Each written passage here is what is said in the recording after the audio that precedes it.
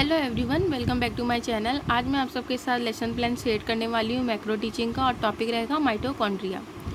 अब हम lesson plan को स्टार्ट करें उससे पहले उसका एक बेसिक फॉर्मेट। सबसे पहले हम ऊपर लिखेंगे वह शिक्षण पाठ योजना, और जो भी हमारी पाठ योजना रहेगी हम उसका नंबर सामने डाल देंगे। इसके बाद हम दिनांक डालेंगे, विद्यालय का नाम डालेंगे, विषय लिखेंगे। विषय हमारा विज्ञान रहेगा, प्रकरण माइटोकॉन्ड्रिया, कक्षा 9th C, चक्र 3rd, कालांश 35 मिनट। ये जो टाइम ड्यूरेशन है ये वेरी करता है यूनिवर्सिटी टू यूनिवर्सिटी, आप किसी और यूनिवर्सिटी में हो सकते हैं, तो मैक्रो टीचिंग के जो कालांश का टाइम ड्यूरेशन इट में भी पॉसिबल वो बदल जाए। इसके बाद हम तीन मेन कॉलम बनाते हैं। सबसे पहले शिक्षण बिंदु, दूसरा शिक्षण उद्देश्य, तीसरा विधि प्रविधि सहायक शिक्षण सामग्री। शिक्षण उद्देश्य की बात करें तो मैं पहले भी अपने लेसन प्लान में शेयर कर चुकी हूँ। तो हमारे शिक्षण उद्देश्य जो होते हैं वो 6 रहते हैं। सबसे पहले रहेगा ज्ञानात्मक उद्देश्य, तो इसमें हम लिखेंगे छात्रों को विषय वस्तु से संबंधित ज्ञान प्रदान करना। सेकंड नंबर पर रहेगा अवबोधात्मक उद्देश्य, इसमें हम लिखेंगे छात्रों को विषय वस्तु में दी गई संबंधित तथ्यों का बोध कराना। थर्ड नंबर पर रहेगा अनुप्रयोगात्मक उद्देश्य, इसमें लिखा जाएगा छात्रों को विषय वस्तु में दी गई विशिष्ट बातों का अपने जीवन में प्रयोग करना सिखाना। फोर्थ नंबर पर रहेगा कौशलात्मक उद्देश्य, इसमें हम लिखेंगे छात्रों के अंदर विशिष्ट कौशल विकसित करना। फिफ्थ रहेगा अभिवृत्त्यात्मक उद्देश्य, इसमें लिखा जाएगा छात्रों में विज्ञान विषय के प्रति सकारात्मक एवं वैज्ञानिक अभिवृद्धि उत्पन्न करना। सिक्स एंड लास्ट अभिरुचियात्मक उद्देश्य, इसमें लिखा जाएगा छात्रों को विज्ञान विषय के अध्ययन के प्रति रुचि उत्पन्न करना। विधि प्रविधि सहायक शिक्षण सामग्री के कॉलम में आएगा, विधि में हम लिखेंगे व्याख्यान विधि और प्रदर्शन विधि, प्रविधि में आएगा प्रश्नोत्तर विधि, और सहायक शिक्षण सामग्री में लिखेंगे विषय वस्तु से संबंधित या पाठ के कक्षा उपयोगी सामग्री, यानी कि चौक, डस्टर, ब्लैक बोर्ड और TLM। इसके बाद हम सेकंड पेज पे आएंगे। सेकंड पेज की पहली हेडिंग रहेगी पूर्व ज्ञान। पूर्व ज्ञान में हम लिखेंगे छात्र छात्राएं विषय वस्तु से संबंधित सामान्य जानकारी रखते हैं। इसके बाद हम हमारे टॉपिक की प्रस्तावना निकालेंगे। प्रस्तावना में हम 2 मेन कॉलम बनाएंगे। सबसे पहले छात्राध्यापिका क्रिया, दूसरा छात्र क्रिया। पहला प्रश्न रहेगा जीवन की संरचनात्मक इकाई क्या होती है, क्या है, या फिर तो बच्चे जवाब देंगे कोशिका। कोशिका में उपस्थित अंग को क्या कहते हैं, तो बच्चे जवाब देंगे कोशिकांग कहते हैं। तीसरा रहेगा कैप्सूल जैसे दिखने वाले कोशिकांगों को क्या कहते हैं, तो बच्चे यहाँ पर निरुत्तर हो जाएंगी और यही आपकी समस्या निकल आएगी। इसके बाद आप उद्देश्य कथन लिखेंगी। आज हम लोग माइटोकॉन्ड्रिया के बारे में अध्ययन करेंगे। इस तरीके से आपके 2 पेजेस का काम खत्म हो जाएगा। फिर हम आएंगे थर्ड पेज पर। थर्ड पेज पर आप हेडिंग लगाएंगे प्रस्तुतिकरण। सबसे पहले हेडिंग लगाएंगे प्रस्तुतिकरण। इसके बाद आप 3 मेन कॉलम बनाएंगे। सबसे पहले शिक्षण बिंदु, अपेक्षित व्यवहार परिवर्तन और छात्राध्यापिका कथन। शिक्षण बिंदु में यहाँ पर आप अपने टॉपिक का नेम लिखेंगे। इसके बाद अपेक्षित व्यवहार परिवर्तन, जो आपके शिक्षण उद्देश्य थे 6 वही रहेंगे, लेकिन हम उनमें क्या परिवर्तन देखने को मिलेंगे वो प्रस्तुतिकरण में आएंगे, वह अपेक्षित व्यवहार परिवर्तन में आएंगे। सबसे पहले हम 1 by 1 इनको देखेंगे। सबसे पहले रहेगा ज्ञानात्मक उद्देश्य। ज्ञानात्मक उद्देश्य में लिखा जाएगा छात्र छात्राएं पाठ से संबंधित ज्ञान प्राप्त कर सकेंगे। सेकंड नंबर पर रहेगा अवबोधात्मक उद्देश्य, तो इसमें लिखा जाएगा छात्र छात्राएं विषय वस्तु से संबंधित विशिष्ट तथ्यों का बोध कर सकेंगे। थर्ड नंबर अनुप्रयोगात्मक उद्देश्य है, छात्र छात्राएं विषय वस्तु से संबंधित विशिष्ट ज्ञान का अपने जीवन में उपयोग कर सकेंगे। फोर्थ नंबर पर रहेगा कौशलात्मक उद्देश्य, छात्र छात्राओं ने विषय वस्तु के माध्यम से विशिष्ट कौशल विकसित कर सकेंगे। फिफ्थ नंबर पर रहेगा अभिवृत्त्यात्मक उद्देश्य, छात्र छात्राओं में विज्ञान के प्रति सकारात्मक अभिवृत्ति उत्पन्न हो सकेगी। 6 नंबर पर रहेगा अभिरुचियात्मक उद्देश्य, इसमें लिखा जाएगा छात्र छात्राओं में विषय के प्रति अभिरुचि उत्पन्न हो सकेगी।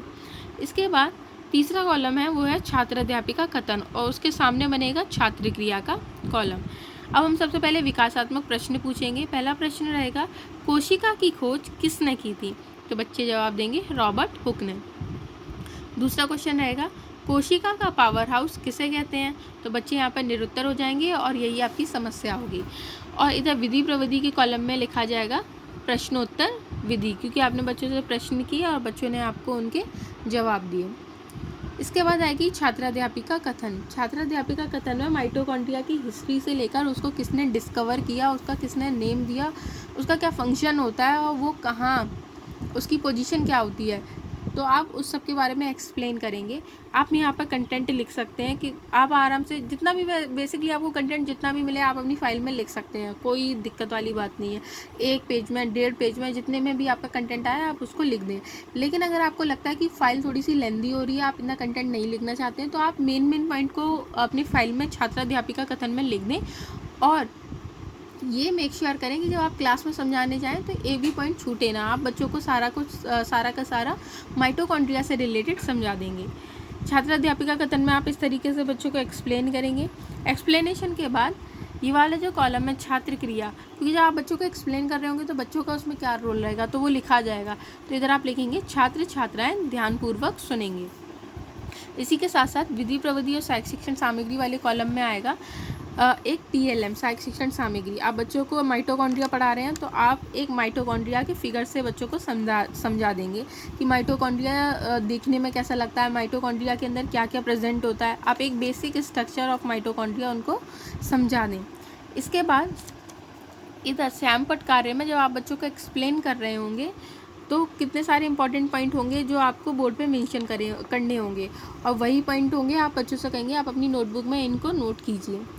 तो वही उसी का एक मिनिएचर आप एक ब्लैक पेपर पर श्यामपट्ट कार्य वाले कॉलम में यहाँ पर अपनी फाइल में पेस्ट कर देंगे, जिस पे आप मेन पॉइंट लिखेंगे। और कहने का मतलब ये है जो आप अपनी क्लास में बच्चों को ब्लैक बोर्ड पर लिख करके समझा रहे होंगे वही सारे पॉइंट आप यहाँ पर मेंशन कर देंगे।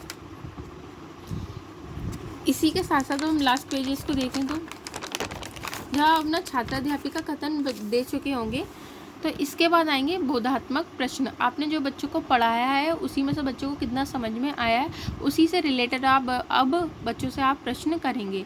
सबसे पहले प्रश्न रहेगा कोशिका का ऊर्जा गृह किसे कहते हैं। आप कुछ भी रख सकते हैं आपको जो उचित लगे। तो बच्चे जवाब देंगे माइटोकॉन्ड्रिया। दूसरा क्वेश्चन माइटोकॉन्ड्रिया नाम किसने दिया। तो बच्चे जवाब देंगे 1886 में रिचर्ड अल्टमैन ने दिया। विधि प्रविधि में आ जाएगा प्रश्नोत्तर विधि, जहाँ आप बोधात्मक प्रश्न पूछ लेंगे। इसके बाद आएंगे पुनरावर्ती कार्य, यानी बच्चों को थोड़ा सा रिवीजन करवाना है अपनी टॉपिक का। तो इसमें 2 कॉलम बनाए जाएंगे छात्राध्यापिका क्रिया और छात्र क्रिया। पुनरावर्ती कार्य में आप filling in the blanks, matching, true false, short answer type question रख सकते हैं। तो सबसे पहले आपको फिलिंग इन द ब्लैंक्स नज़र आ रहे होंगे। 2 फिलिंग इन द ब्लैंक्स है। डैश कोशिका का पावर हाउस कहते हैं। तो छात्र क्रिया में आएगा माइटोकॉन्ड्रिया को कोशिका का पावर हाउस कहते हैं। दूसरा है माइटोकॉन्ड्रिया की मोटाई कितनी होती डैश होती है। तो बच्चे जवाब देंगे माइटोकॉन्ड्रिया की मोटाई 60 to 70 एंगस्ट्रॉन होती है। सही गलत में देखेंगे। पहला प्रश्न है माइटोकॉन्ड्रिया पहली बार 1857 में खोजा गया। तो बच्चे जवाब देंगे सही। दूसरा प्रश्न रहेगा 1886 में अल्टमैन ने माइटोकॉन्ड्रिया नाम दिया। तो बच्चे जवाब देंगे सही। माइटोकॉन्ड्रिया में 2 फेस होते हैं। तो बच्चे जवाब देंगे सही। कौन कौन से 2 फेस होते हैं ये मैंने आपको इसमें मेंशन किया है, आप देख सकते हैं। एक होता है C फेस और दूसरा M फेस। इस तरीके से आपका जब पुनरावर्ती कार्य खत्म होगा तो आप नेक्स्ट पेज पर आएंगे। इधर होगा कक्षा कार्य एवं निरीक्षक कार्य। तो इसमें आप लिखेंगे छात्र अध्यापिका कक्षा कार्य का निरीक्षण करेंगे। गृह कार्य में जाएगा माइटोकॉन्ड्रिया के कार्यों का विस्तार पूर्वक अध्ययन करेंगे। इन सब के नीचे कॉलम बनेंगे पर्यवेक्षक टिप्पणी और पर्यवेक्षक हस्ताक्षर। इस तरीके से हमारा जो लेसन प्लान है फॉर माइटोकॉन्ड्रिया वो ख़त्म हो जाएगा। आप देख सकते हैं 6 पेजेस में एक लेसन प्लान फिनिश हुआ है। ये उसके स्टार्टिंग के 2 पेजेस हैं। Thank you.